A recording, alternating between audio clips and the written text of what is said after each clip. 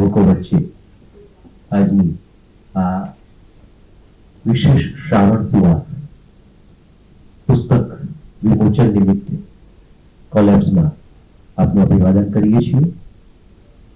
આપ સૌ જાણો છો કે કોલેબ્સ એ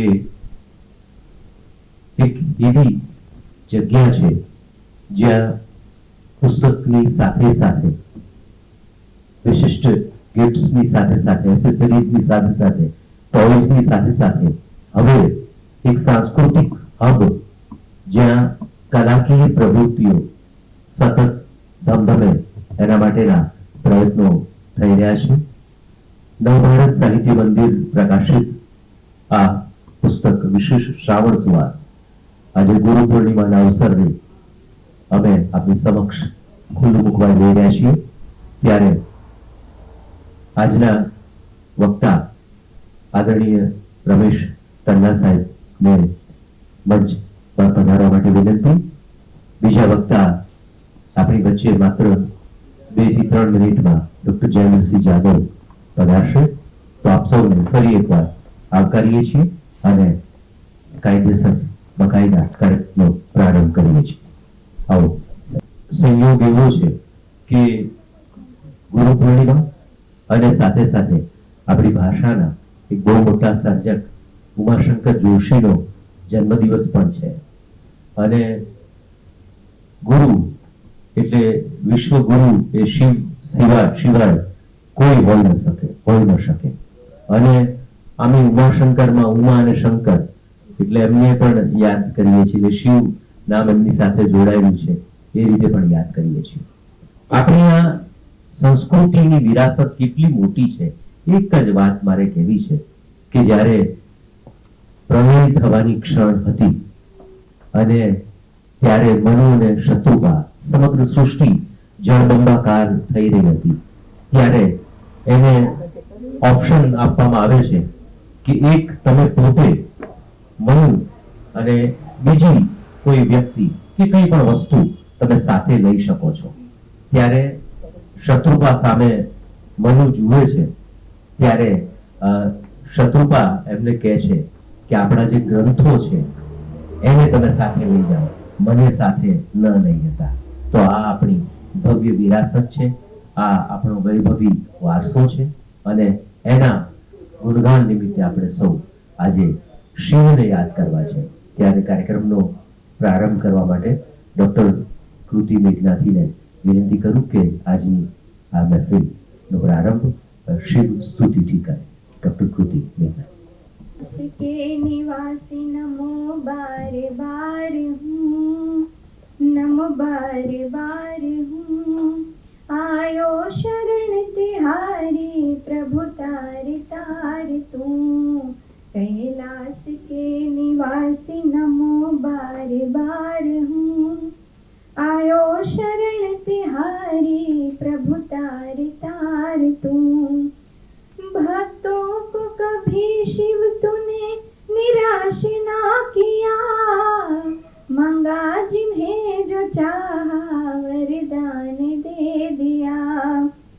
मांगा जिन्हें जो चाहा वरदान दे दिया। बड़ा है तेरा दाए जा बड़ा दातार तू। बड़ा दातार तू।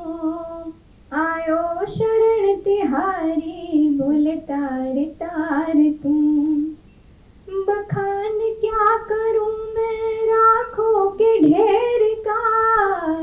चपटी भभूत में है खजाना कुबेर का। बखान क्या करूं मैं राखों के ढेर का। चपटी भभूत में है खजाना कुबेर का। हे गंगाधार मुक्ति द्वार ओमकार तू। हे गंगाधार मुक्ति द्वार ओमकार तू। आयो शरण तिहारी भूल तार तार तू। तेरी कृपा बिना नहीं ले एक ही अणु। लेते हैं श्वास तेरी दया से तनु तनु। तेरी कृपा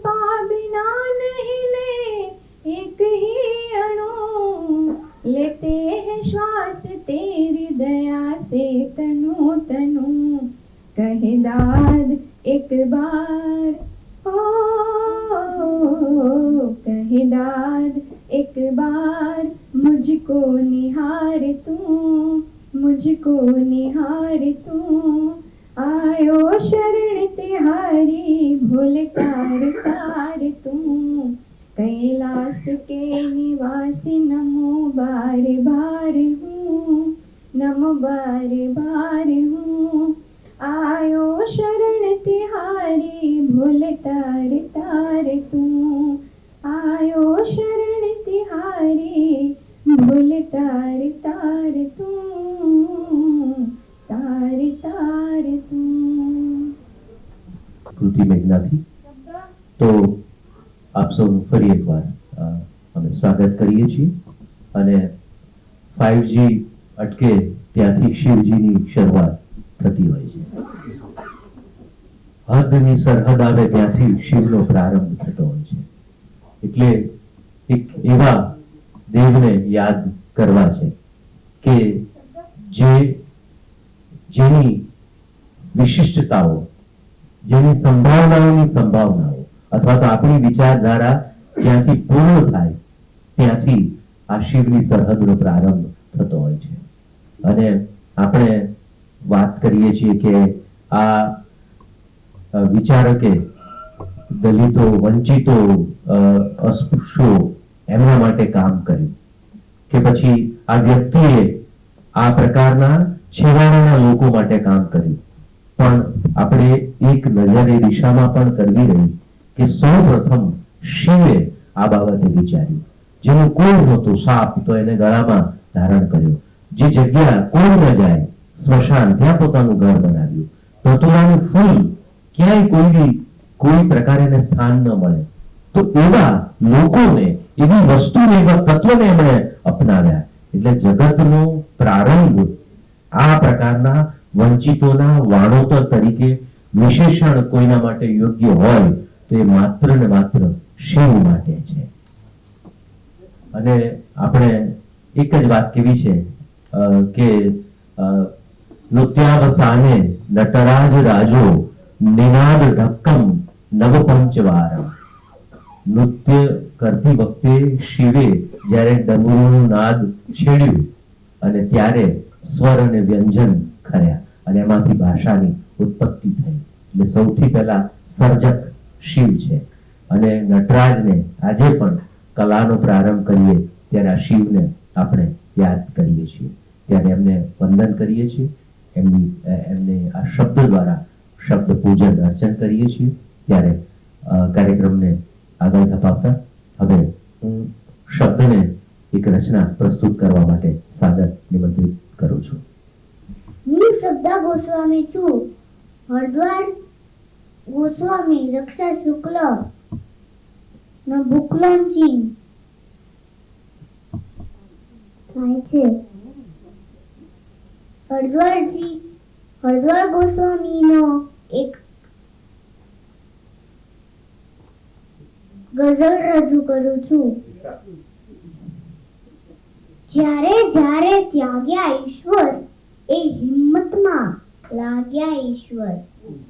જ્યારે જ્યારે ત્યાગ્યા ઈશ્વર એ હિંમતમાં લાગ્યા ઈશ્વર.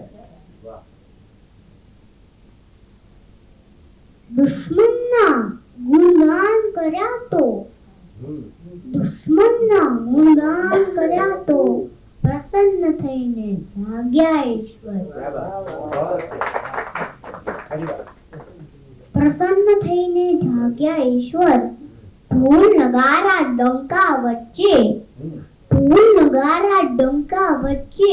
મંદિરમાં બહુ વાગ્યા ઈશ્વર. ઢોલ નગારા ડંકા વચ્ચે મંદિરમાં બહુ વાગ્યા ઈશ્વર. અન્ન ક્ષેત્રની થાળી ઠેકી ભૂખ્યા તરસ્યા ભાગ્યા ઈશ્વર.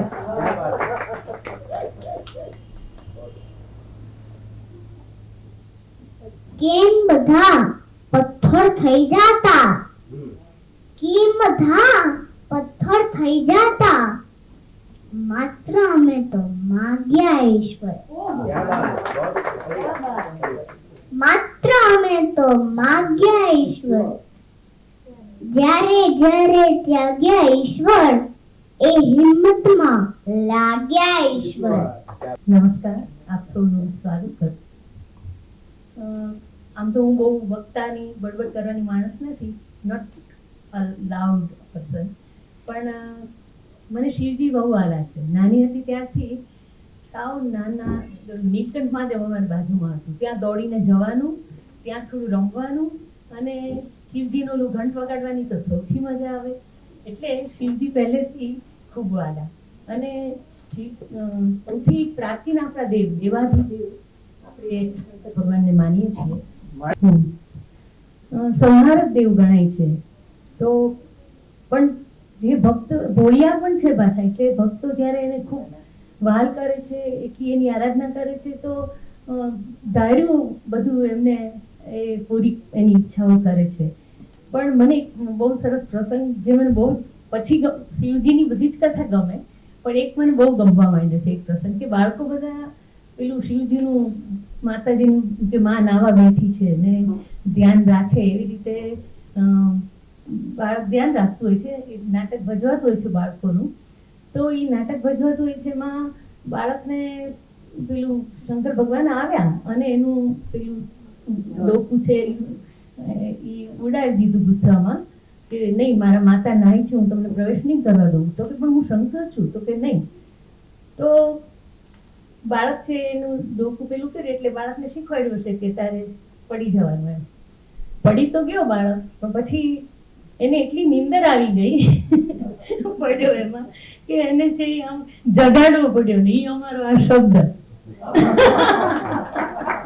એટલે એ પ્રસંગમાં મને ખબરની બહુ જ મજા આવે છે કે મારું કબૂડું એ સૂતું હતું, એટલું સુંદર લાગતું હતું, પછી ઉઠાડ્યો એને કે હવે તું ઉઠ એમ.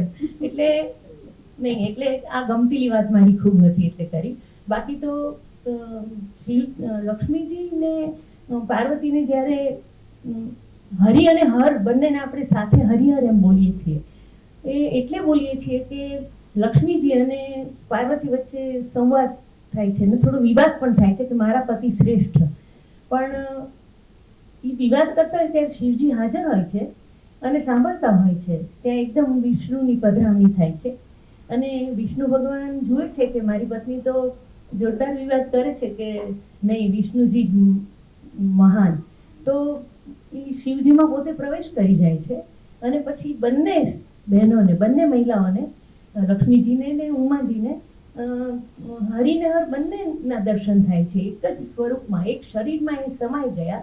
અને પછી એને થાય છે વિષ્ણુજીના પત્ની એને કે લક્ષ્મીજીને કે ઓહો, હરિને હર તો બંને એક છે, આ હું ખોટી વાળી માન્યતા હતી એમ.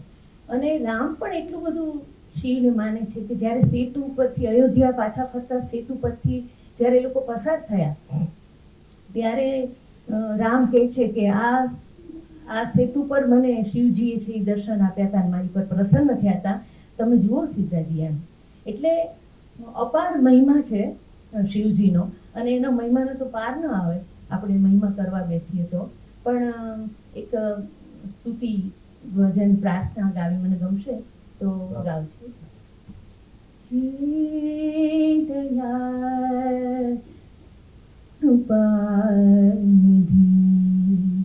હે દયા કૃપાનિધિ, તું શક્તિ દે, તું ભક્તિ દે, તું શક્તિ દે, તું ભક્તિ દે, તું જ્ઞાનનું વરદાન દે, દયા કૃપાનિધિ. અસત્યમાં હેથી પ્રભુ પરમ સત્ય નહીં જા, ઊંડા અંધારેથી પ્રભુ પરમ તેજે નહીં જા. મહામૃત્યુ માંથી અમને અમૃત સમીપે લઈ જા.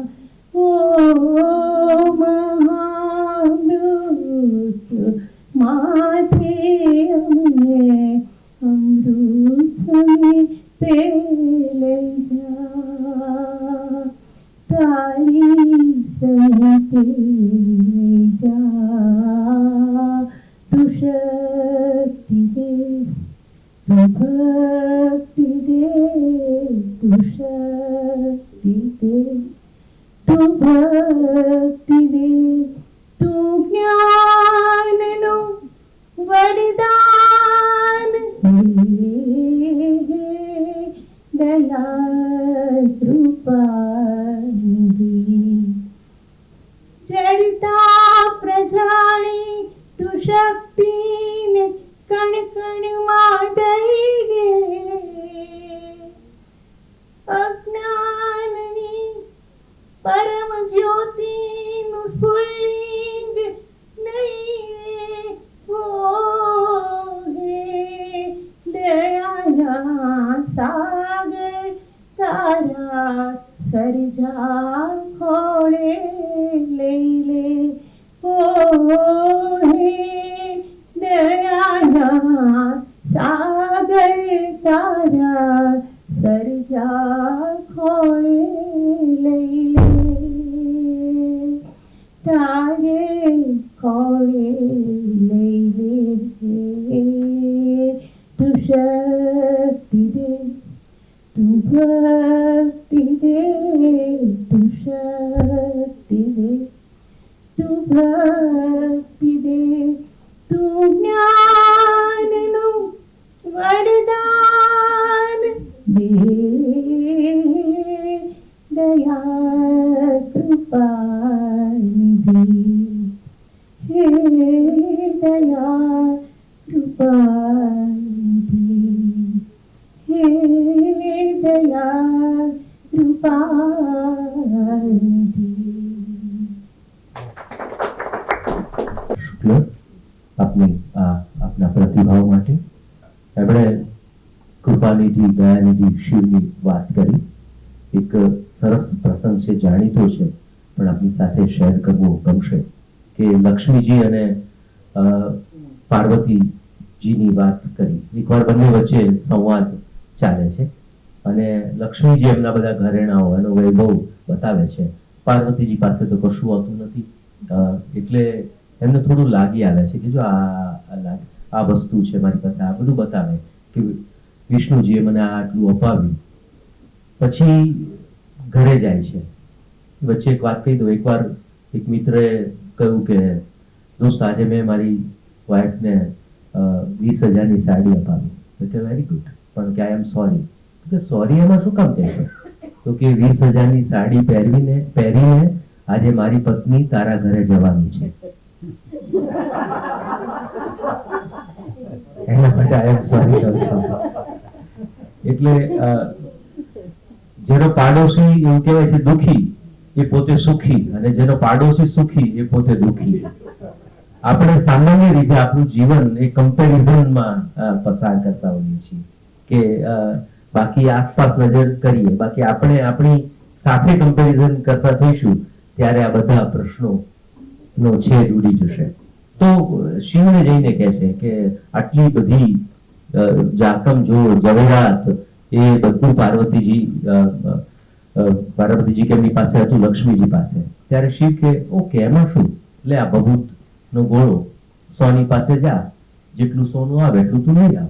જાય છે અને સોની એના ત્રાજવા મૂકે છે. આમ તો પેલા એને આમ અજુગતું લાગે છે, પણ હવે શિવે મોકલ્યું છે એટલામાં તથ્ય હોય, એટલે સોનીની એટલી શ્રદ્ધા, એટલે એક ત્રાજવા મૂકે છે કે આમાં જેટલું સોનું આવે એટલે પેલું થોડું મૂકે છે. મૂકતો જાય છે, ધીરે ધીરે આખી દુકાન ખાલી થઈ જાય છે, પણ પેલું ત્રાજવું, ભભૂતનું ત્રાજવું એ નમતું નથી. ત્યારે પાર્વતીજીને ખ્યાલ આવી જાય છે કે લાવ, આ મારે આમાં કઈ સોનું જોતું નથી, અને એને ખ્યાલ આવી જાય છે કે આ ભભૂતમાં જે ઐશ્વર્ય છે, આ ભભૂતમાં જે સંપત્તિ છે એ બીજે ક્યાંય નથી. તો આ વાત ટી.એસ. એલિયટ આપણી ભાષાના, વિશ્વના, આપણી ભાષાના એટલે વિશ્વની ભાષાના બહુ મોટા સર્જક, એ એવું કે જ્યારે મને પરમ તત્વ વિશે જાણવાની ઈચ્છા થાય ત્યારે હું ભારતીય સંસ્કૃતિ તરફ નજર દોડાવું છું. આ સમગ્ર વિશ્વ જ્યારે એ ભૌતિકતાના ભરડામાંથી બહાર નીકળીને જરા નિરાંતની ઊંઘ લેવાની ઈચ્છા થાય, માધવ રામાનુજ કહે છે ને કે એક ક્ષણ જો યુદ્ધ અટકાવી શકો, ટેન્ક પર માથું મૂકી સૂઈ લઉં. તો એક ક્ષણ માટે જો તમે, આ સૈનિકની વેદના છે. તો એમ આ જ્યારે આ બધી દોડધામમાંથી આપણે ક્યાંક શાતા લેવાની ઈચ્છા થાય, આમાં મહાન સર્જકો કે છે વિશ્વના, આપણી વાત હોય તો એમ લાગે કે આપણે બાયસ છે, પણ એવી એક કવિતા કહીને પછી આગળના ઉપક્રમ તરફ જવું છે. કવિતા નથી કહેતો, ફૂટપ્રિન્ટ નામની કવિતા, અદ્ભુત કવિતા. એનો સાર હું આપને કહું છું. બહુ અદ્ભુત વાત છે એમાં. એમાં એવું છે કે એક માણસને દરિયા કિનારે દરરોજ વોકિંગ કરવાની ટેવ, અને એ દરિયા કિનારે વોકિંગ કરે ત્યારે એની બાજુમાં 2 પગલા પડે. એટલે 2 પગલા એના રેતીમાં અને બીજા 2 પગલા બાજુમાં. એટલે એને થયું કે કોઈ પરમ તત્વ છે. અને જ્યારે જ્યારે આ 2 પગલા બાજુમાં પડે છે ત્યારે એને ખ્યાલ આવે છે કે એનો દિવસ સારો જાય, કંઈક ને કંઈક સારા સમાચાર આવે, કંઈક કંઈક કોઈ પણ રીતે આ સંબંધોમાં નફો થાય, ક્યાંક વેપારમાં થાય. નફો એ વેપારમાં, જે આપણું સમીકરણ એવું છે કે ના, કોઈ પણ રીતે સમૃદ્ધિ થતી હોય છે. એકવાર એવું થાય છે કે બાજુમાં 2 પગ પડતા નથી, એને ખોટ ધંધામાં આવે છે. બીજે દિવસે પણ બાજુમાં 2 પગલા પડતા નથી, ખોટ આવતી જાય છે, આવતી જાય છે, આવતી જાય છે. ત્યારે એના મિત્રો અને સગાવાળા એનાથી દૂર થઈ જાય છે. ત્યારે પેલો ગુસ્સે થઈને કહે છે કે માણસો તો બધા તકલાદી નીકળ્યા, પણ હે ઈશ્વર અથવા પરમ તત્વ, જે કંઈ તું કોઈ હો તે, તું પણ તકલાદી નીકળ્યો કે મારી બાજુમાંથી જતો રહ્યો. ત્યારે ઉપરથી એક અવાજ આવે છે કે હું ક્યાંય ગયો નથી. તો કે તો તારા પગલા તો દેખાતા નથી. તો કે મારા પગલા પડે તો છે. તો કે ના, એ તો મારા પગલા છે, તારા પગલા નથી. તું ચાલી શકે એવી સ્થિતિમાં જ નથી, હું તને તેડીને ચાલી રહ્યો છું. એ 2 પગલા મારા છે. તો આ પરમ તત્વ છે. અને આ પરમ તત્વની વંદના ને આગળ વધારીએ. આજે આપણા સૌના આનંદ વચ્ચે એક એવા લેખક, એક એવા ચિંતક આપણને પ્રાપ્ત થયા છે, રમેશ તન્ના.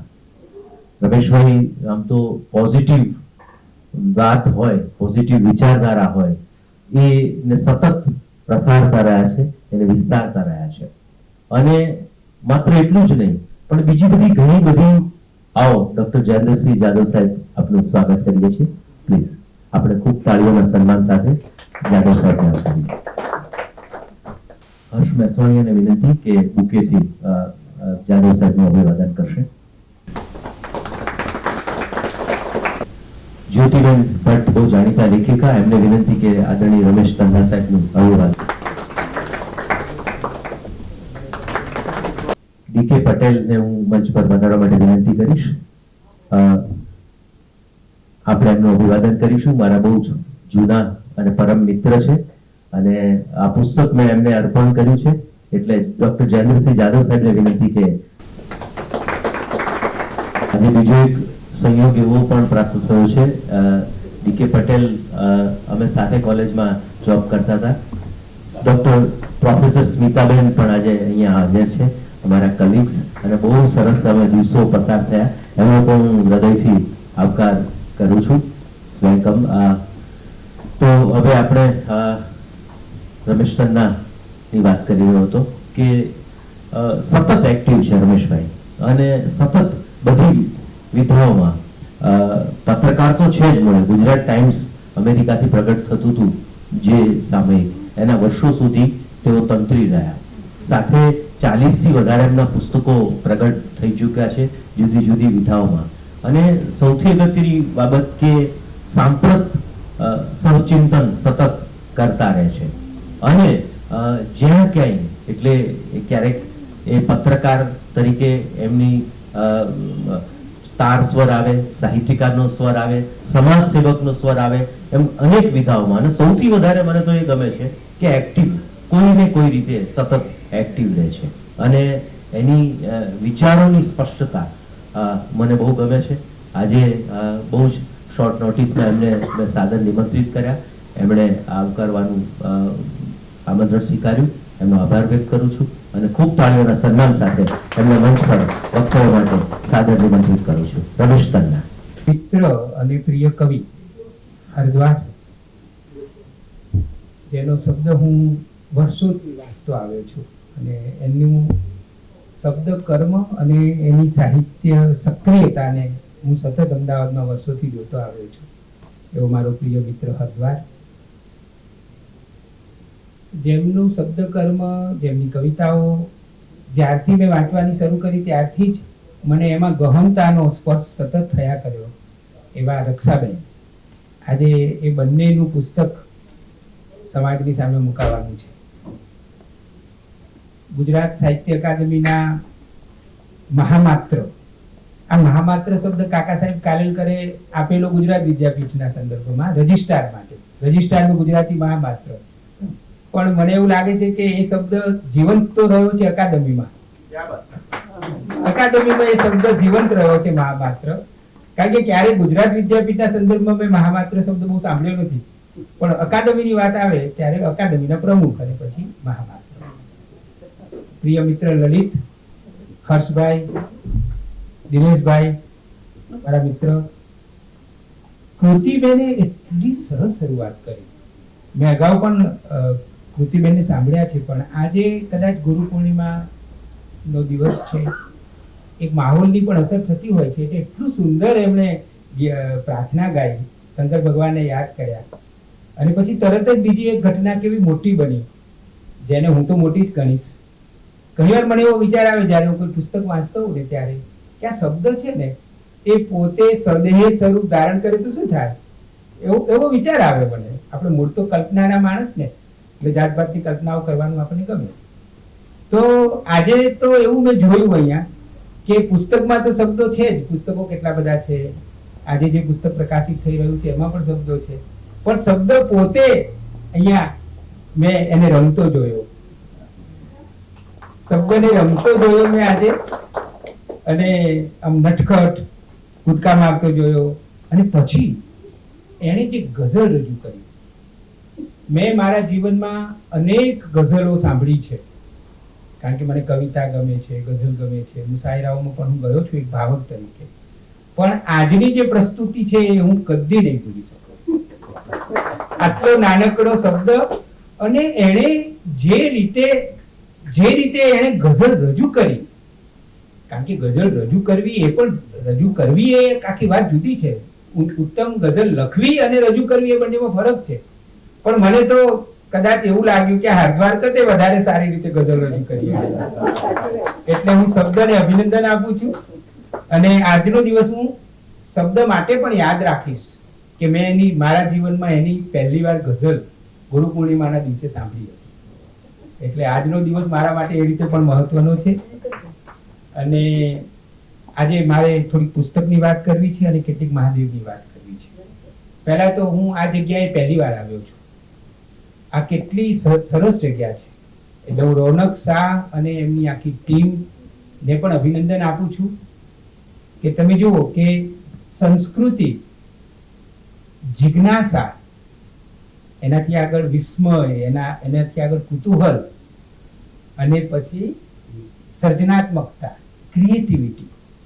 તો આ ત્રણનો કેટલો ત્રિવેણી સંગમ છે અહીંયા સંસ્કૃતિ છે, અહીંયા જિજ્ઞાસા છે, કુતૂહલ છે, વિસ્મય છે અને અહીંયા સર્જનાત્મકતા પણ છે. ક્રિએટિવિટી એ તો બહુ જ મોટી તાકાત છે. તો આ ત્રણેયના સંગમ જેવું આટલું રળિયામણું એક જગ્યા બનાવી છે. આ તો એક સાંસ્કૃતિક થાનક હોય, આપણા ગામડામાં થાનક હોય છે ને બધા, તો આ થાનક છે જાણે કે સાંસ્કૃતિક. એટલે હું પહેલી વાર આવ્યો છું. લલિતના પુસ્તકનું લોકાર્પણ હતું ત્યારે મારે આવવાનું હતું, પણ કોઈ કારણથી નહીં આવી શકેલો, પણ આજે આવ્યો છું. તો હું એમને પણ અભિનંદન આપું છું કે તમે આટલું સરસ આજે આ ઊભું કર્યું છે એ ખરેખર એક ઉત્તમ છે. અને સગવડવાળું રહી શકાય એવું આપણે બધું બહુ સરતા રહ્યા છીએ, પણ સુંદર જીવન જીવી શકાય એવું પ્રમાણમાં બહુ નથી ઊભું કરી શકતા. એટલે આ બધાની જરૂર પડવાની છે આપણને. તો એમને અભિનંદન આપું છું. અને હવે હું આ પુસ્તક વિશે થોડી વાત કરું.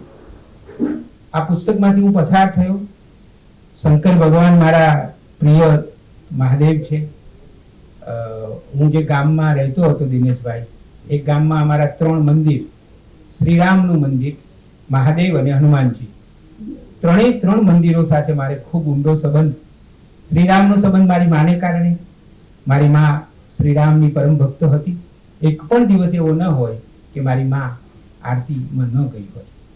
એટલે હું આંખો બંધ કરું ત્યારે મારી માને હંમેશા મેં મંદિરમાં જમણી બાજુ એક સ્તંભ હતો, એ સ્તંભની આગળ ઊભી રહીને એ આરતી મેં મારી માને મેં એ રીતે જ યાદ કરું કે શ્રીરામનું મંદિર છે અને એ જમણી બાજુનું એક મોટું પેલું આખો પડસાર છે, પરિસર છે, એમાં મારી માં ઊભી છે.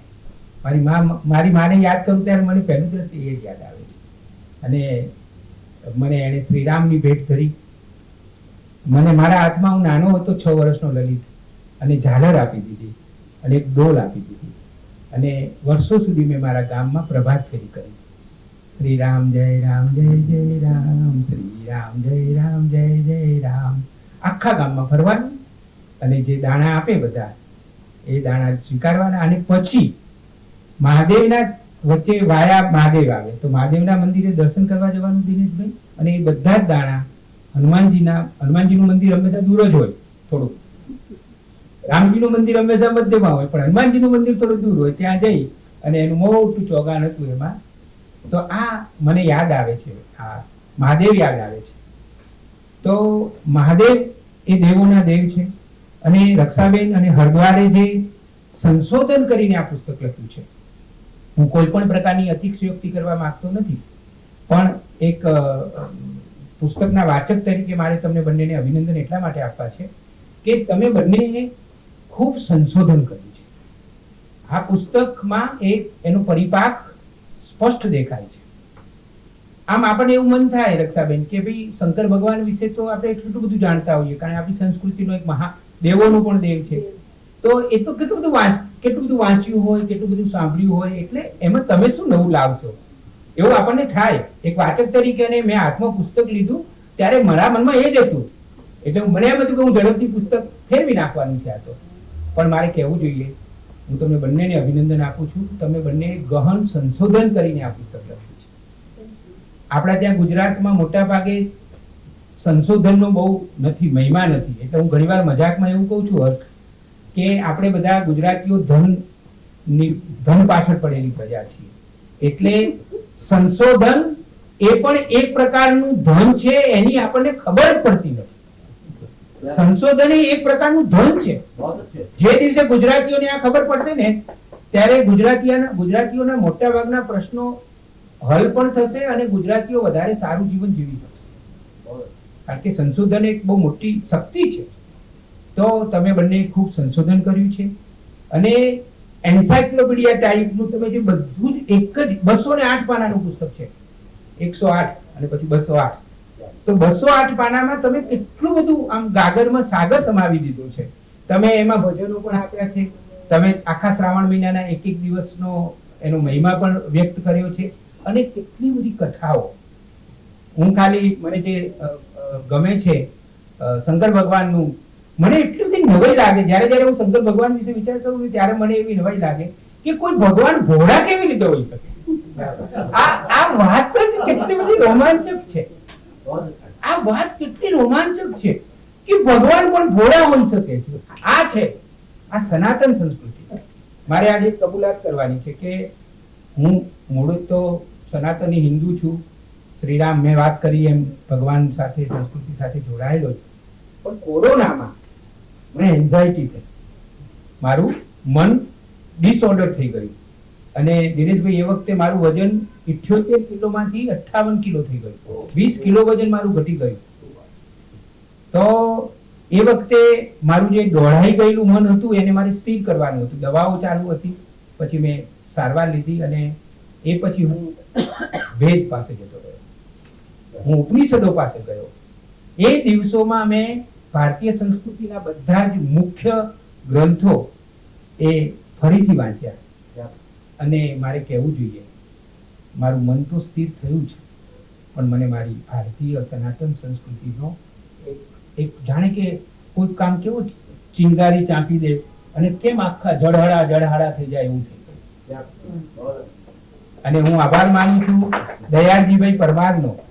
એ હજી પણ જીવે છે અને ટંકારામાં રહે છે. એ દરજી છે.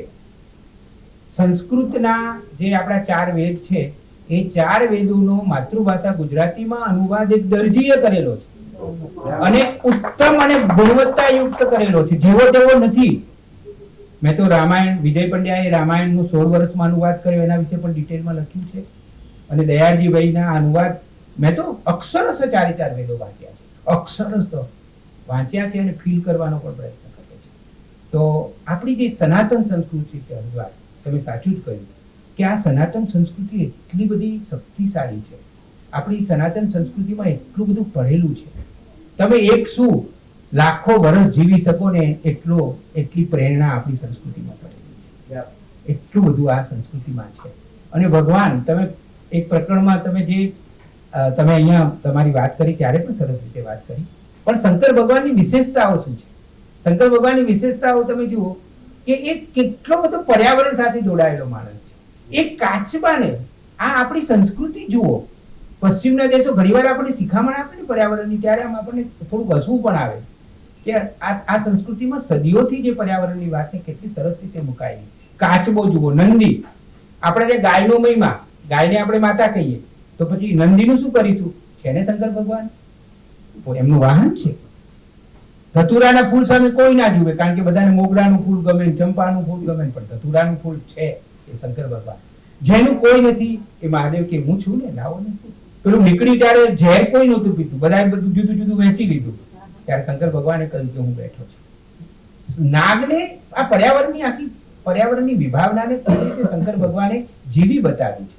નાગને તમે જુઓ અને એમના લગ્ન જુઓ. અત્યારે તો આપણે મુંબઈમાં જે લગ્ન થયા એનો મહિમા જરા જુદો છે,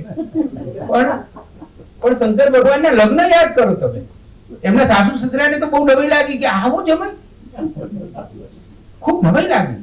કારણ કે એ જે વંચિતો છે, સરસ શબ્દ વાપરે હટવારે કે વંચિતોના ભગવાન છે. તો આપણા ત્યાં જે છેવાડાના લોકો છે, આપણે બહુ દૂર જવાની જરૂર જ નથી. આપણે આપણા આ મહાદેવમાંથી કેટલું બધું પામી શકીએ છીએ. અને મહાદેવનો એક એવો અનુભવ મારા જીવનમાં કદી ન ભૂલી શકાય એવો મારો પર્સનલ અનુભવ તમારી સાથે શેર કરું. મને ઊંચાઈનો બહુ ડર લાગે છે. અમે પહેલી વાર અકસ્માતે 4 ધામની યાત્રા કરવા ગયા. અમારે જવાનું નહોતું. અકસ્માતે એટલા માટે ગયા કે અમારું કોઈ પ્લાનિંગ નહોતું અને અમે ચાલતા હતા અને અમારી જોડે મારા દીકરાનો ભાઈબંધ ચાલતા, મમ્મી સીમાબેન પંડિત ચાલતા હતા. એમણે કહ્યું કે 3 બેઠકો ખાલી થઈ છે અમારી લક્ઝરીમાં, રાધેશ્યામમાંથી, તમારે આવવું છે? તો અમે કીધું કાલે જવાબ આપીએ. એટલે ભગવાન બોલાવતા હોય છે એવું આપણા ત્યાં કહેવાય છે રક્ષાબેન. તો અમે તરત હા પાડી અને 2011માં અમે 4 ધામની યાત્રા કરવા ગયા, હિમાલયની, ઉત્તરાખંડની. હવે થયું એવું કે યમનોત્રી તો ગમે તેમ કરીને 7 કિલોમીટર હું ચડી ગયો માંડ. હવે કેદારમાં તો 14 કિલોમીટર ચડવાનું. તો એમાં મને ચિંતા થઈ કે હું નહીં ચડી શકું, કારણ કે મને બીક હતી. 14 કિલોમીટર ઉપર જવાનું એટલે ઉધ્વગતિ કરવાની. એટલે આગલા દિવસે અમારે ગુપ્ત કાશીમાં જે અમારી હોટેલ હતી એમાં આખી રાત મને ઊંઘ ના આવી અને બધું ગોળ ગોળ ફરતું લાગ્યું. અને અનિતાને આલાપ તો શાંતિથી સુઈ ગયા હતા, કારણ કે થાકેલા હતા આખા દિવસના. પછી મેં સંકલ્પ કર્યો કે કાલે સવારે વહેલા ઉઠીશ ને ત્યારે હું અનિતાને આલાપને સમજાવીશ કે હું ડ્રાઈવર અને કંડક્ટરની સાથે તળેટીમાં રોકાઈ જઈશ. કેદારમાં રાત રોકાવાનું હતું, હું નહીં આવું, મને માફ કરજો. એવું મેં નક્કી જ કર્યું અને મને પટાવતા આવડે છે. તો મેં કહ્યું અનિતાને તો પટાવવાનું કઈ બહુ અઘરું નથી, હું કહી દઈશ. એટલે હવે જે ચમત્કાર થયો એ મારે તમને કહેવું છે. આ મારો પોતાનો અનુભવ તમારી સાથે વહેંચી રહ્યો છું કે સવારે 3:30 વાગે અમને બધાને જગાડ્યા. અમે ફટાફટ સ્નાન કરી લીધું, પછી થોડું તળેટી સુધી જવાનું હતું. હોટેલ થોડી દૂર હતી. અમે 5:30-6 વાગે તળેટીમાં પહોંચી ગયા. હવે મારું તો નક્કી જ હતું અને હવે ડ્રાઈવર કંડક્ટર ની જોડે મારે રોકાવાનું હતું તળેટીમાં. કોણ જાણે શું થયું, આખી વાતો ભૂલી ગયો. મને કોઈકે બોલાવ્યો. સૌથી પહેલો શરૂઆત ચાલવાની, ઉપર જવાની મેં કરી. આ ભોળોનાથ છે ને એનું હું તમને કહું છું કે આ કેદાર. અને મેં મારા જીવનમાં જે મને કોઈ પૂછે કે તમે આટલી બધી જગ્યાઓ જોઈ હશે તો એવી કઈ જગ્યાઓ કે જે તમને સૌથી વધારે ગમી હોય, ત્યાં વધારે સ્પર્શી હોય, તો તો હું આંખો મીચીને પહેલો જવાબ આપું કેદારનાથ. કેદારનાથ મને પૃથ્વી ઉપરની જગ્યા લાગી જ નથી.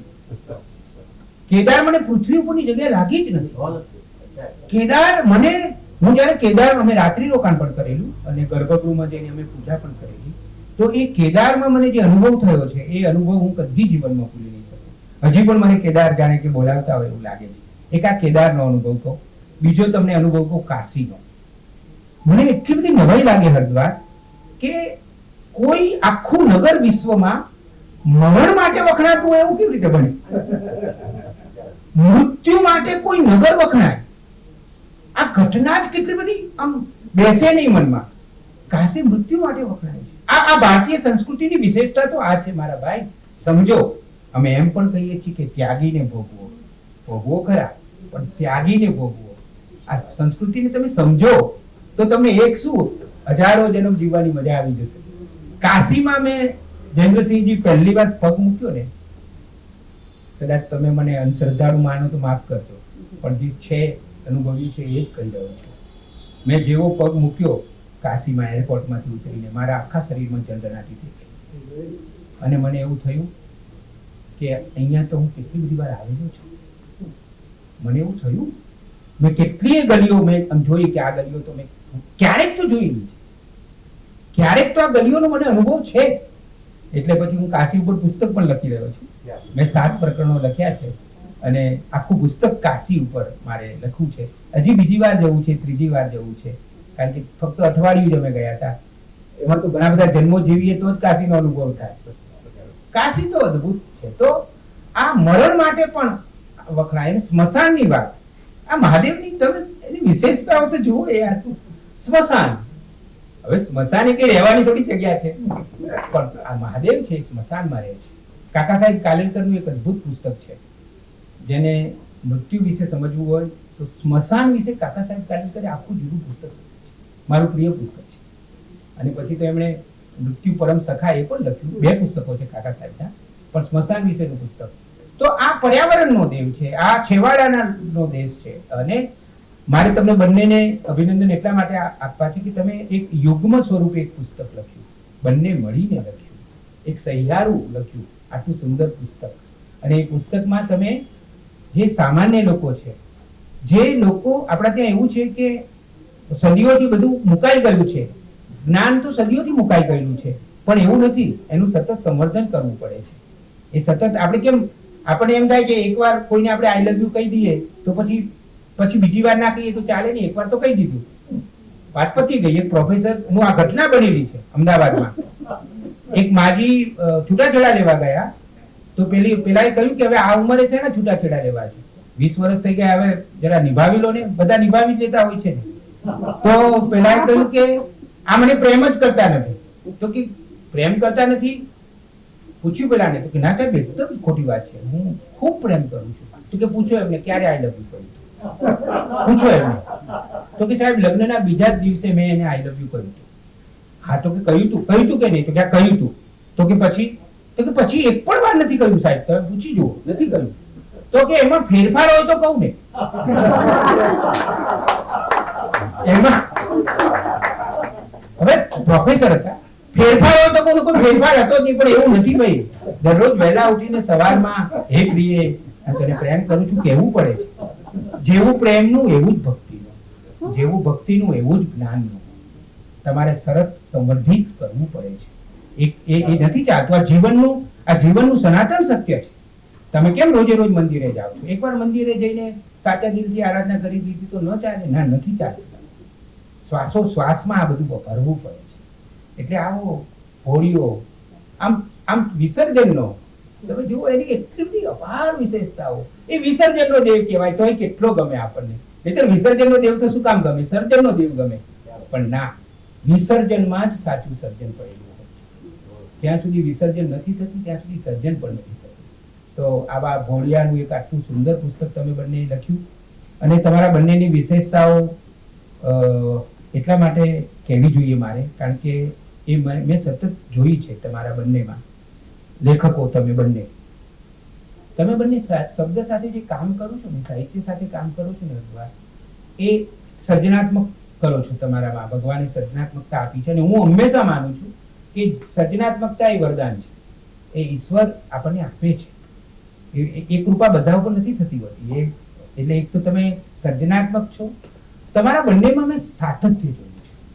અને હું હંમેશા જયેન્દ્રસિંહજી એવું કહું છું કે ભાષા સાહિત્યનું કામ છે ને એ હંમેશા નિષ્પત્તિ થવું જોઈએ, પ્રેમથી થવું જોઈએ, સમજણથી થવું જોઈએ, સાતત્યથી થવું અને ધીરજથી થવું. આ 5 વાના જ્યારે મળે ને ત્યારે જ પરિણામ આપતું હોય છે.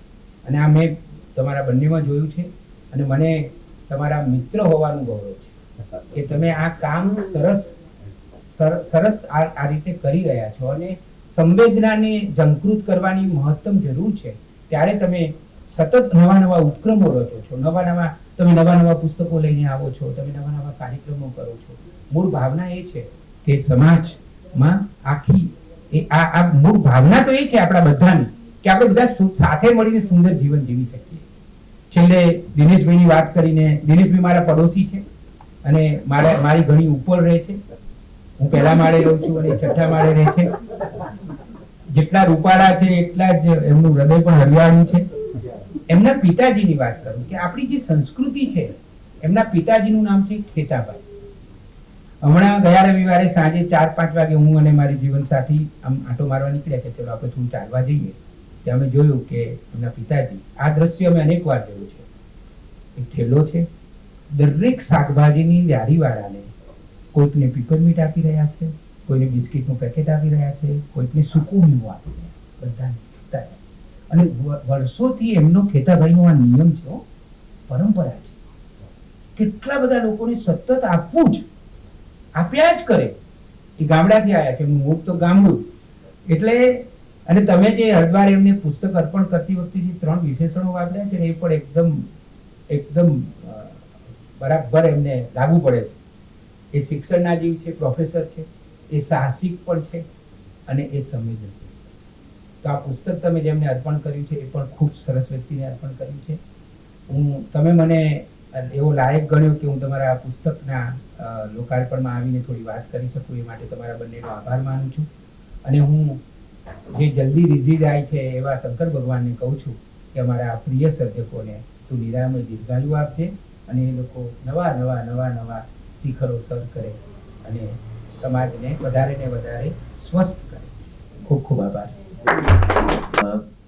ઘણી બધી વાત જેમ વટવૃક્ષમાંથી એક પછી બીજી ડાળ ફૂટતી રહે અને એ પણ એ શિવની જ વાત છે. શિવનો અર્થ એક કલ્યાણ પણ થાય છે. એક કલ્યાણ સંદર્ભે આપણે ઘણી વાત કરી. તન્ના સાહેબ ઘણા બધા અખબારમાં કોલમ લખે છે, નિયમિત લખે છે અને જ્યાં ક્યાંય નિસ્બત દેખાય ત્યાં એ પોતાનું સામેથી એપ્રોચ કરીને પોતાની વાતને મૂકે છે. પોઝિટિવ શ્રેણીમાં એમના જે પુસ્તકો છે, સમાજનું અજવાળુંથી માંડીને અને એ આશ્ચર્ય વચ્ચે અને આનંદ વચ્ચે પણ બેસ્ટ સેલરથી પણ આગળ જેની હજારો કોપીઓ એની પ્રત થઈ છે.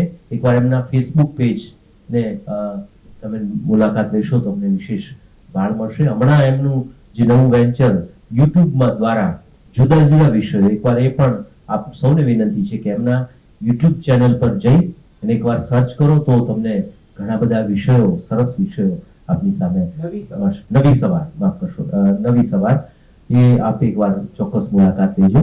એમણે આ છેલ્લો એક જે એપિસોડ મરાઠી કવિના ઘરમાં કુસુમાગ્રજ, એમના ત્યાં ચોરી થઈ, કેવી અદ્ભુત ઘટના છે. ચોરી થઈ, ચોરને પછી ખબર પડે છે કે આ કવિ છે તો એ એમની વસ્તુ પાછી ત્યાં મૂકી આવે છે. આ સર્જક માટેનું સન્માન છે, આ સર્જક માટેની સંવેદના છે. એમણે બહુ સંશોધક છે ને, એમણે સરસ મને બતાવ્યું કાલે કે એમની કવિતા રેશન કાર્ડ ઉપર છપાય છે. સાહેબ, કોઈ કવિની કવિતા, કુસુમાગ્રજની કવિતા, અને શોધી કાઢ્યું રિસર્ચ કરીને, ફોટો મને બતાવ્યો. તો આ પણ એક મોટી વાત છે, આનંદની વાત છે. રોનકભાઈને હું 1 મિનિટ માટે મંચ પર પધારવા માટે વિનંતી કરું છું. આ સમગ્ર ઉપક્રમ કોલેપ્સ આ તમે જોઈ રહ્યા છો, પુસ્તકનો રળિયામણો શોરૂમ જ્યાં તમને બેસવું ગમે, કાર્યક્રમ 17 મિનિટ મોડો થાય તો તમને વાંધો ન આવે એવી જગ્યા, આ સરસ મજાની જગ્યા છે. અહીંયા આપ જોઈ રહ્યા છો કે આ પુસ્તક તો છે જ, બધી ભાષાઓના તમને મળી જાય. આ ટોયસ થી માંડીને ગિફ્ટ્સ થી માંડીને બધું જ છે. આપના મિત્રોને પણ અહીંયા વધારવા માટે અહીંયા નિયમિત, અહીંયા આપનો નંબર ન હોય તો અહીંયા જણાવી દેશો તો આપને નિયમિત અહીંની જે કલ્ચર એક્ટિવિટીઝ છે એના અપડેટ આપને મળતા રહેશે. હવે આપણે આ પુસ્તકના વિમોચન માટે હું ગુજરાત સાહિત્ય અકાદમીના મહામાત્ર શ્રી ડોક્ટર જયેન્દ્રસિંહ જાદવ ને વિનંતી કરીશ, સાથે સાથે કોલેજના અને નવભારત સાહિત્ય મંદિરના રોનકભાઈ શાહને વિનંતી કરીશ, રમેશ તન્ના સાહેબને વિનંતી કરીશ, રક્ષા શુક્લને વિનંતી કરીશ, ખેતાભાઈના સુપુત્રને વિનંતી કરીશ. દિનેશભાઈને આપ પધારો.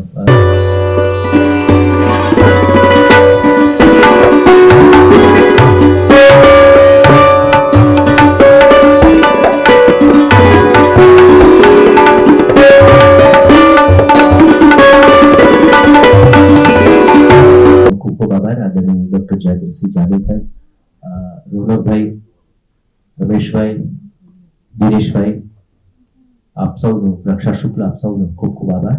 તો હવે કાર્યક્રમના સમાપનમાં એક એવી વ્યક્તિ વિશેષને આપની સમક્ષ પ્રસ્તુત કરું છું.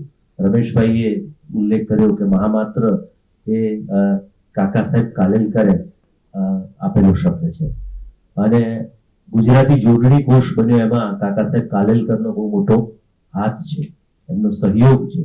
અને એક નોન ગુજરાતી, સવાઈ ગુજરાતી આપણે કેમ કહીએ છીએ, એ રીતે એમણે આ ભાષા માટે નૂતન શબ્દ નિર્માણ, કેટલાક નવા શબ્દોનું નિર્માણ પણ કાકા સાહેબે કર્યું છે. એટલે ગુજરાતી લાગે, જે હું બીજી ભાષામાંથી હોય પણ એના પ્રોપર ગુજરાતી શબ્દ સર્જવાનું કામ પણ કાકા સાહેબ કાલેલકરે કર્યું છે. રમેશભાઈએ યાદ કર્યું, કેદારનાથને યાદ કર્યા ત્યારે કાકા સાહેબ હિમાલયનો પ્રવાસમાં લખે છે કે હિમાલયનો પ્રવાસ મારે કરવો હતો ત્યારે જે બેઝિક કેટલીક સુવિધાઓ જોઈએ, જે કપડા જોઈએ, જે ત્યાં ટેન્ટ કે એવું બાંધવા માટેની સુવિધા જોઈએ, ભોજન જોઈએ, એ કોઈ સુવિધા મારી પાસે નહોતી. પણ એક વસ્તુ હતી મારી પાસે, આત્મવિશ્વાસ અને સમર્પણ. આટલું હતું એટલે આ પ્રવાસ સફળતાપૂર્વક પાર પડ્યો. તો આ કાકા સાહેબને આ ક્ષણે આપણે યાદ કરીએ છીએ. ત્યારે હવે ડોક્ટર જયેન્દ્રસિંહ જાદવને દર બુધવારે અક્ષરનો અજવાસ, એમની કોલમ બહુ પોપ્યુલર છે અને એ આપ વાંચતા હશો. ગુજરાત સાહિત્ય અકાદમીના મહામાત્ર થયા પહેલા એ મૂળ જીપીએસસીમાં 3 વાર અધિકારી તરીકે સિલેક્ટ થયા, પણ એમણે શિક્ષણના જીવ પ્રોફેસર તરીકે અને હવે તો વલ્લભ વિદ્યાનગરમાં ત્યાર પછી એ ત્યાં યુનિવર્સિટીમાં પ્રોફેસર તરીકે પણ સિલેક્ટ થયા. પણ ગુજરાત સાહિત્ય અકાદમીના મહામાત્ર તરીકે જ્યારથી આવ્યા ત્યારે એમણે ડિજિટલાઇઝેશન સમગ્ર ઉપક્રમ હતો એમને કરી દીધો. હવે નો સમય ડિજિટલનો છે એટલે હવે પુસ્તકો ઓડિયો અને વિઝ્યુઅલ સ્વરૂપમાં પણ એ લોકો બધા જ પુસ્તકો આપણી ભાષાના એ કરી રહ્યા છે. અને સૌથી અગત્યનું, આપ સૌને વિનંતી અને આપના મિત્રોને પણ વિનંતી કરું છું, ગાંધીનગર જવાનું થાય તો ગુજરાત સાહિત્ય અકાદમીનું 5 માળનું અદ્યતન બિલ્ડિંગ આપ ચોક્કસ મુલાકાત લેજો. ચોક્કસ આપને ગમશે અને કહેવાનું એ ગમશે કે સમગ્ર ભારતમાં સાહિત્યની કોઈ પણ સંસ્થા હોય, મોટી નેશનલ લેવલની, દિલ્હી સાહિત્ય અકાદમી પણ ઇન્ક્લુડ કરીએ, એની પાસે પણ 5 માળનું આવું અદ્યતન બિલ્ડિંગ નથી. જ્યારે ગુજરાત પાસે આ 5 માળનું અદ્યતન બિલ્ડિંગ છે, એની પાછળ જે કેટલાક લોકો સતત કામ કરતા હતા 2 વર્ષથી, એમાં એક નામ ડોક્ટર જયેન્દ્રસિંહ જાદવ સાહેબનું પણ છે. 20 થી વધારે એમના પુસ્તકો પ્રગટ થઈ ચૂક્યા છે. બાયોડેટા એમની હાઈટ જેટલો જ લાંબો છે એટલે અત્યારે કહેતો નથી, પણ આપ સૌને ખૂબ તાળીઓના સન્માન સાથે ડોક્ટર જયેન્દ્રસિંહ જાદવ. સંપૃક્તો વાગર્થં પ્રતિપત્તયે જગતઃ પિતરો વંદે પાર્વતી પરમેશ્વર. આજના ઉત્સવ મૂર્તિ એવા પ્રિય મિત્ર હરદ્વાર ભાઈ ગોસ્વામી, બેન શ્રી રક્ષાબેન, પ્રિય મિત્ર રમેશભાઈ, મિત્ર લલિતભાઈ, અમારા મિત્ર હર્ષભાઈ અને આપ સૌ ભાવકો. આજે ગુરુ પૂર્ણિમા છે એટલે પહેલા તો બધાને ગુરુ પૂર્ણિમાની ખૂબ ખૂબ શુભેચ્છાઓ. આજે વ્યાસનો જન્મદિવસ છે, કૃષ્ણદ્વૈપાયન વ્યાસ, અને એને આપણે ગુરુ પૂર્ણિમા તરીકે ઉજવીએ છીએ. મને લાગે છે કદાચ બધી જગ્યાએ ગુરુ તત્વની પૂજા, એનો મહિમા આજે થતો હોય છે, પણ ભવભૂતિ એવું કહ્યું કે શિવ જે છે એ આદિ યોગી પણ છે અને આદિ ગુરુ પણ છે. એટલે આજે આદિ ગુરુની વંદના કરવાનો આ ઉપક્રમ છે. એટલે આપણે ભલે કોઈ આશ્રમમાં નથી ગયા, કોઈ ગુરુ સમીપે નથી, પણ આજે ગુરુ તત્વની ઉપાસના કરવા માટે આપણે સૌ અહીં આવ્યા છીએ. તો આમ એવું કહેવાય છે સૌરાષ્ટ્રમાં, તમારે એવું કે બાકર બચ્ચા 1000 તોય લાખ, બાકર બચ્ચા લાખ તોય લાખે બેચારા, અને સિંહણ બચ્ચા 1 તો 1000. એટલે આ ભાવકો જે છે એ સમજી શકે એવા છે આ વસ્તુને. એટલા માટે મેં આ વાત કરી કે આજે આપણે શિવ તત્વની ઉપાસના કરવા માટે અહીંયા ઉપસ્થિત થયા છીએ. આજે દિવસ ખૂબ સરસ રીતે પસંદ થયો છે, એ માટે બંનેને ખૂબ ખૂબ શુભકામનાઓ પાઠવું છું. શ્રાવણ સુવાસ કેવી સરસ વાત છે. આમ તો એવું કહેવાય છે કે બધા જ અવતારો થયા, આપણે તે રામના અવતારો છે, કૃષ્ણ એટલે વિષ્ણુ જે છે એના અનેક અવતારો છે, પણ શિવ જે છે એ નિત્ય છે, એને અવતાર લેવાની જરૂર નથી પડતી, તો નિત્ય છે, સનાતન છે. જે સનાતન સંસ્કૃતિની વાત રમેશભાઈએ કરી, એ સનાતન સંસ્કૃતિનો પર્યાય કોણ? જે હંમેશા નિત્ય છે. તમે જો વિષ્ણુને કોઈ રામ અવતારે પૂજે, કોઈ કૃષ્ણ અવતારે પૂજે, કોઈ હવેલી વાળા લાલા તરીકે એને પૂજે. કેટલા બધા પંથો અને સંપ્રદાયો એ વૈષ્ણવ વિષ્ણુ પંથમાંથી, વિષ્ણુમાંથી ઉભા થયા, પણ શિવ જે છે એ નિત્ય છે, સનાતન છે. અને સનાતન કેમ છે એનું કારણ એમણે જણાવ્યું, કારણ કે શિવ એ સરળ છે, એટલા માટે સનાતન છે. સરળ છે. તમે જુઓ કે બધી જ પ્રકારે એમ કહેવાય કે લોકનો આ ભગવાન છે, લોકનો ભગવાન છે. વિષ્ણુને આપણે કહીએ તો વિષ્ણુને લાડ લડાવવા પડે, અને વાઘા પહેરાવવા પડે, અને વાઘા પહેરવાની જરૂર જ નથી, કારણ કે એ તો વાઘા પર બેસીને એ મસ્તીમાં, પોતાની મસ્તીમાં ધ્યાન ધરે છે. અને એક રુદ્રાક્ષ કે એક બીલીપત્ર આપો તો એ રાજી થઈ જાય છે. એવા લોકનો ભગવાન છે. એટલે એકદમ સરળ. બીજું જો શિવ મંદિર બંધ જ ના હોય. તમે જો પેલા ભગવાન પહોંચી ગયા, ભગવાન જાગી ગયા, કન્ફ્યુઝન છે. અને એના કારણે જ તમે જુઓ સનાતન ધર્મમાં જે ફાંટા પડ્યા, એટલે જ શંકરાચાર્ય એમ કહ્યું, બરાબર, કે શિવસ્તે સંતુ પંથા, શિવના માર્ગે આપણે ચાલવાનું છે એમ.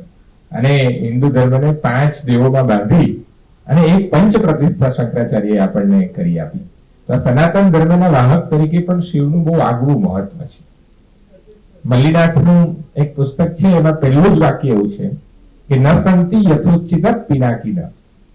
હજી સુધી આમ એવું કહીએ છીએ આપણે કે વ્યાસો છિષ્ટમ જગત સર્વમ, આ જગતમાં જે કંઈ છે બધું જ વ્યાસનું હેઠું છે. પણ મલ્લીનાથ એવું કહે છે કે ન સંતિ યથોચિત પિનાકિન, એટલે પિનાકિન એટલે ભગવાન શિવને હજી સુધી યથાતથ રીતે કોઈ જાણી શક્યું નથી. પણ મારે અર્ધવારભાઈ ને રક્ષાબેનને એટલા માટે અભિનંદન આપવા છે કે બહુ જ સરસ પ્રયાસ ભગવાન શિવના સ્વરૂપને જાણવાનો આ શ્રાવણ સુવાસ દ્વારા એમણે કર્યો છે. એટલે આ એમનું યત્કંચિત જે બીલીપત્ર ભગવાનને અર્પણ થયું છે એ ખરેખર અનેક લોકો સુધી પહોંચશે અને એ લેખે લાગશે એવી મને શ્રદ્ધા છે. રમેશભાઈએ બહુ સરસ વાત કરી કે ભગવાન શિવ કેવા છે, જુદા છે બીજા ભગવાનો કરતા. તમે જુઓ સાહેબ કે બધા જ ભગવાનો, કોઈ પણ ધર્મ સંપ્રદાય તમે લો તો એમાં હંમેશા મંગલની ઉપાસના છે. મંગલ જે સારું છે એની ઉપાસના છે, દેવત્વની ઉપાસના છે. તમે ઈશ્વર સમીપે જાઓ, સારા વાઇબ્રેશન્સ આવે.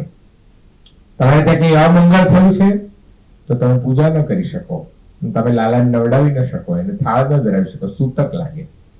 પણ આ એક જ ભગવાન એવો છે કે જે અમંગલની સાથે જોડાયેલો છે. તમે જુઓ અમંગલની પણ ઉપાસના, અમંગલની સાથે જોડાયેલી, સ્મશાનમાં રહે છે અને ધતુરાનું ફૂલ ચડે છે. નાગ જેનાથી લોકો ડરે એને વીંટીને ફરે છે, ઝેર પી જાય છે. એટલે આ અમંગલની ઉપાસના એ માત્ર ભારતીય સંસ્કૃતિની દેન છે એમ કહીએ તો ચાલે. કે જીવનમાં માત્ર મંગલ નથી, બધું જ મંગલ નથી. જીવન એટલે મંગલ અને અમંગલનો સરવાળો છે. જેમ સોક્રેટિસ કહે છે, life is all about totality of contradiction. Socrates એવું કહે છે. કોન્ટ્રાડિક્શન એટલે જીવનમાં મંગલ પણ છે ને અમંગલ પણ છે, સારું છે ખરાબ પણ છે, બરાબર. એટલે સાર પણ છે ને અસાર પણ છે. આ બંને તત્વોને જો લઈને કોઈ ચાલતું હોય તો એ ભગવાન શિવ છે. મને એટલા માટે યાદ આવે, કુમાર સંભવ યાદ આવે.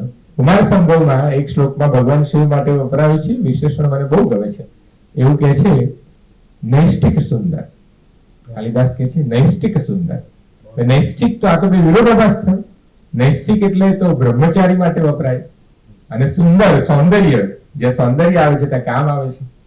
તો નૈષ્ટિક અને સુંદર કેવી રીતે સાથે જઈ શકે? એટલે કાલિદાસ એને સમજાવે છે કે આખા જગતમાં એક જ તત્વ એવું છે જે ભગવાન શિવનું તત્વ છે, કે જેના માટે હું નૈષ્ટિક સુંદર શબ્દ વાપરું છું, બરાબર. તો એ નૈષ્ટિક સુંદર છે, એ બ્રહ્મચારી પણ છે અને એનામાં સુંદરતા પણ છે, અખૂટ સૌંદર્ય છે એની અંદર. એટલા માટે એરિસ્ટોટલે પણ ભગવાન માટે, શિવ માટે એક શબ્દ વાપરેલો. જ્યારે એરિસ્ટોટલે ભગવાન શિવને જાણ્યા અને એને ભગવાન શિવ માટે વાપરેલો શબ્દ છે amorous aesthetic monk is Shiva. એવું એરિસ્ટોટલે કહ્યું છે. Aesthetic monk. હવે મોન્ક તો એસ્થેટિક કેવી રીતે હોઈ શકે? મોન્કે તો બધું ત્યાગવાનું છે. જે સાધુ થાય એને શૃંગાર તો ત્યાગવાનું છે. જે એરિસ્ટોટલ કહે છે કે ભગવાન શિવ તો શૃંગારી સાધુ છે, શૃંગારી સાધુ, બરાબર. એના શૃંગારમાં ત્યાગ છે, વૈરાગ્ય છે, સૌંદર્ય છે, બધું જ છે. અને એટલા માટે આ બધાનો સરવાળો જ્યારે થાય છે, મંગલ અમંગલ, નિત્ય અનિત્ય, વિવેક, બરાબર, અવિવેક પણ, બરાબર, અને એ બધાનો જ્યારે સરવાળો થાય છે ત્યારે આખું જીવન જે છે બને છે. અને એટલા માટે આપણા યજુર્વેદમાં એમ કહ્યું છે, તન્મે મનઃ શિવ સંકલ્પ. એટલા માટે એવું કહ્યું છે, તમારું મન શિવ સંકલ્પ વાળું હોય. શિવ એટલે શું? તો શિવનો એટલે કલ્યાણનો પર્યાય, એટલે શિવ છે કલ્યાણનો પર્યાય. આખા જગતનું કલ્યાણ કરવા વાળું જો કોઈ તત્વ હોય તો આ શિવ તત્વ છે, એવું આપણા ગ્રંથો આપણને સમજાવે છે. મને લાગે છે કે આ બંને મિત્રોએ જે મહેનત કરી છે, એમનું સંશોધન છે, એમનું પરિશીલન છે, એમનો સ્વાધ્યાય છે, આપણને બધાને આ શિવ તત્વને પામવા માટેની જે મથામણ છે એમાં મદદરૂપ થશે. આપણે એમાં ધીરે ધીરે એક એક ડગલું આગળ વધતા જઈશું. અને આપણી પરંપરામાં તો કેટલા સરસ ભજનો છે, જેને તમે ખોલો, જેને પામો, તો શિવ તત્વની નજીક આપણે વધારે ને વધારે જઈ શકીએ. અને શિવ ક્યાં નથી? આમ જોવા જઈએ તો નિર્ગુણ સગુણ બધા જ સ્વરૂપે શિવ છે. તો જો કેવી સરસ પરંપરા આપણી. લલિતભાઈ વર્ષો પહેલા એક જર્મનીના પ્રોફેસર અહીંયા આવ્યા હતા. તો હું શિક્ષણ વિભાગમાં હતો, એટલે મને સરકારે કહ્યું કે તમે થોડું સારું અંગ્રેજી જાણો છો તો આમની સાથે તમે જાઓ અને આમને ફેરવજો બધે એમ. એટલે 2-3 IIM માં મેં ગયા, 2-3 યુનિવર્સિટીમાં ગયા. પછી એમણે ઈચ્છા વ્યક્ત કરી કોઈક મંદિરમાં મને લઈ જાઓ, બરાબર. એટલે હવે મેં કીધું, એમણે કહ્યું કે સોમનાથ એમને એમ કે 20-25 કિલોમીટર હશે અહીંથી એમ. એટલે મેં કહ્યું કે સોમનાથ તો 400 kilometre away from here, it will take 8 hours to go, એટલે ના જઈ શકાય. એટલે પછી એમણે કીધું કઈ વાંધો નહીં, કે તમે મને એમ કે, એટલે અમે એમને પોળમાં બધે ફરવા લઈ ગયા. ચકુડિયા મહાદેવ, બરાબર, ખાડિયા, ત્યાં એમને લઈ ગયા, બરાબર. ત્યાં પોળમાં ફરતા હતા એટલે ત્યાંથી નજીક હતું એટલે ત્યાં ગયા. 2-3 મંદિરે ગયા. પછી તો કાલુપુર સ્વામિનારાયણ મંદિરે પણ હેરિટેજ વોક હતી એટલે એમાં પણ લઈ ગયા. તો અમે જ્યાં જઈએ અમારી સાથે આવે. એટલે એને પ્રશ્ન પૂછ્યો, તમે આ મંદિરમાં કેમ બધા આવે છે? કે બહુ બધા લોકો આવે છે. કે જો એને કહ્યું કે all age group, I have seen all age group in your temple. નાનું બાળક પણ હતું, એક વૃદ્ધ વ્યક્તિ પણ હતા, બધા આવે છે. દરરોજ મંદિરે જવાનું, દરરોજ જવાનું. તો કે ના, હવે તો ચર્ચમાં જઈએ પણ રવિવારે જઈએ કે. એટલે દરરોજ કેમ જવાનું? એટલે મેં કહ્યું ભગવાનના દર્શન કરવા, to offer a prayer to Lord, to visualise a God. ભગવાનના દર્શન કરવા માટે. એટલે એને બહુ સરસ પ્રશ્ન પૂછ્યો, દર્શન કરવા જાવ છો, વિઝ્યુઅલાઇઝ કરવા જાવ છો, જોવા જાવ છો, તો આંખો તો બંધ રાખો છો, આવું કેવી રીતે? એટલે મેં એમને કહ્યું કે અમારી સંસ્કૃતિ અમને એવું કહે છે કે ભીતર તો અજવાળું, અંદર જો તું તારી અંદર જ એ છે એમ, એ અમારી સંસ્કૃતિ કહે છે. એટલે અંદર શંકરાચાર્યનો મંત્ર ફરીથી આપણને યાદ આવે. શું કહે છે? શિવોહમ શિવોહમ, બરાબર. તું પોતે જ શિવ છે, તત્વમસી. તારી અંદર જ એ તત્વ પડેલું છે. એને તું જો, એને ખોલવાનો પ્રયાસ કર, એને ઉજાગર કરવાનો પ્રયાસ કર, અને શિવ તત્વ પ્રગટશે ત્યારે અહમ બ્રહ્માસ્મિ, તું પોતે જ બ્રહ્મા થઈ જઈશ, પોતે જ બ્રહ્મ છે, બ્રહ્મ તત્વને પામી શકીશ. બસ આ આપણી જે ગતિ છે, શંકરાચાર્ય બીજું પણ કહ્યું છે, આપણી ગતિ એ અન્નમય થી આનંદમય સુધીની ગતિ છે. અને આનંદમય કોણ છે? આનંદમય એટલે આપણે દરરોજ જમીએ છીએ, આપણું શરીર, શરીરથી લઈ અને આત્મા સુધી આનંદમય. અને આનંદમય કોણ છે? તો કે છે આનંદમય એ શિવ છે, કલ્યાણકારી એ શિવ છે. તો આપણે શિવ તત્વને પામી શકીએ, એ આપણી યાત્રા છે અન્નથી આનંદ સુધીની. તો એ પરમ આનંદને પામવાની યાત્રામાં આ બંને મિત્રોએ આ સરસ આપણને પુસ્તક આપ્યું છે, માટે જોરદાર તાળીઓથી આપણે એમને વધાવીએ.